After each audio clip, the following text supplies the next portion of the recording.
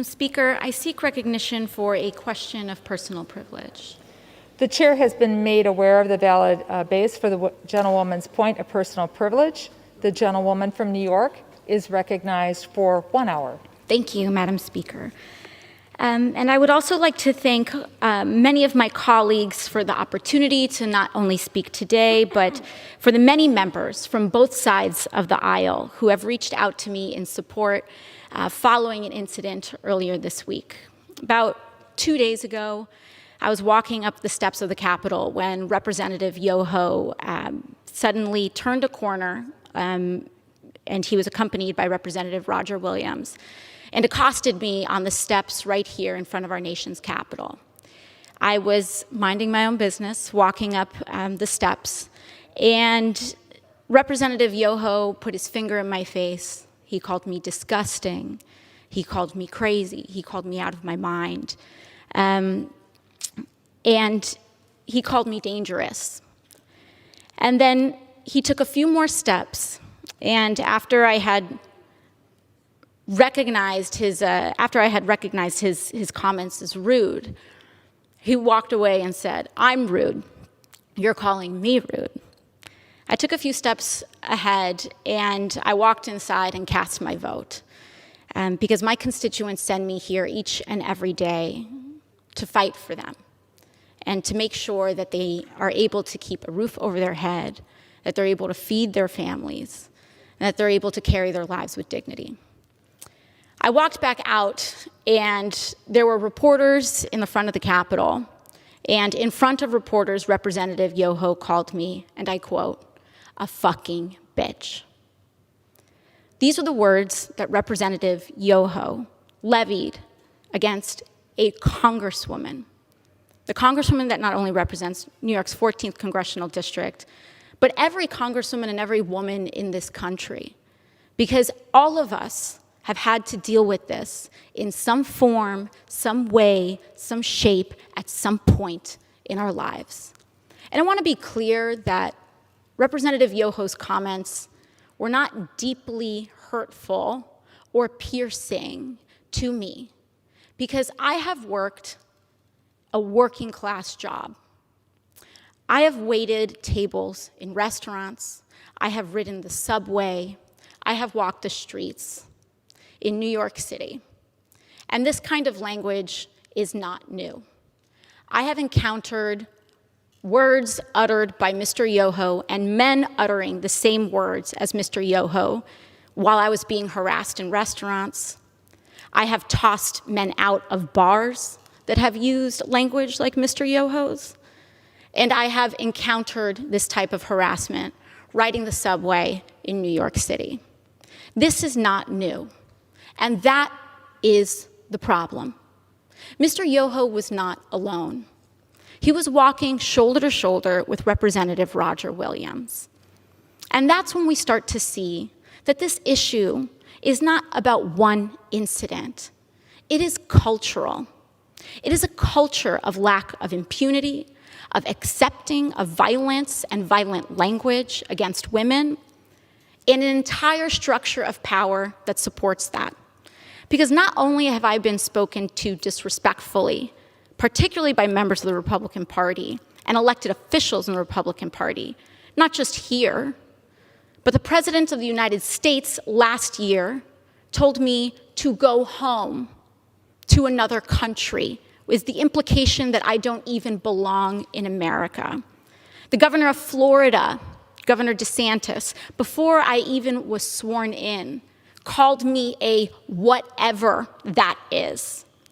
Dehumanizing language is not new. And what we are seeing is that incidents like these are happening in a pattern. This is a pattern of an attitude towards women and dehumanization of others. So while I was not deeply hurt or offended by little comments that are made, when I was reflecting on this, I honestly thought that I was just going to pack it up and go home. It's just another day, right? But then yesterday, Representative Yoho decided to come to the floor of the House of Representatives and make excuses for his behavior. And that I could not let go. I could not allow my nieces, I could not allow the little girls that I go home to, I could not allow victims of verbal abuse and worse to see that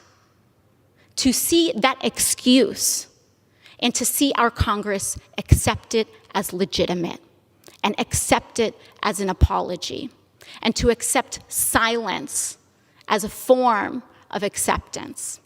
I could not allow that to stand, which is why I am rising today to raise this point of personal privilege. And I do not need Representative Yoho to apologize to me. Clearly, he does not want to. Clearly, when given the opportunity, he will not. And I will not stay up late at night waiting for an apology from a man who has no remorse over calling women and using abusive language towards women. But what I do have issue with is using women, our wives and daughters, as shields and excuses for poor behavior. Mr. Yoho mentioned that he has a wife and 2 daughters. I am 2 years younger than Mr. Yoho's youngest daughter. I am someone's daughter too. My father, thankfully, is not alive to see how Mr. Yoho treated his daughter. My mother got to see Mr. Yoho's disrespect on the floor of this house towards me on television. And I am here because I have to show my parents that I am their daughter and that they did not raise me to accept abuse from men. Now, what I am here to say is that this harm that Mr. Yoho tried to levy against me was not just an incident directed at me. But when you do that to any woman, what Mr. Yoho did was give permission to other men to do that to his daughters. In using that language in front of the press, he gave permission to use that language against his wife, his daughters, women in his community. And I am here to stand up to say that is not acceptable.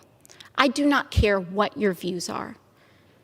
It does not matter how much I disagree or how much it incenses me or how much I feel that people are dehumanizing others. I will not do that myself. I will not allow people to change and create hatred in our hearts. And so what I believe is that having a daughter does not make a man decent. Having a wife does not make a decent man. Treating people with dignity and respect makes a decent man. And when a decent man messes up, as we all are bound to do, he tries his best and does apologize. Not to save face, not to win a vote. He apologizes genuinely to repair and acknowledge the harm done so that we can all move on. Lastly, what I want to express to Mr. Yoho is gratitude. I want to thank him for showing the world that you can be a powerful man and accost women. You can have daughters and accost women without remorse. You can be married and accost women. You can take photos and project an image to the world of being a family man and accost women without remorse and with a sense of impunity. It happens every day in this country. It happened here on the steps of our nation's capital. It happens when individuals who hold the highest office in this land admit to hurting women and using this language against all of us. But once again, I thank my colleagues for joining us today. I will reserve the hour of my time, and I will yield to my colleague, Representative Jayapal of Washington. Thank you.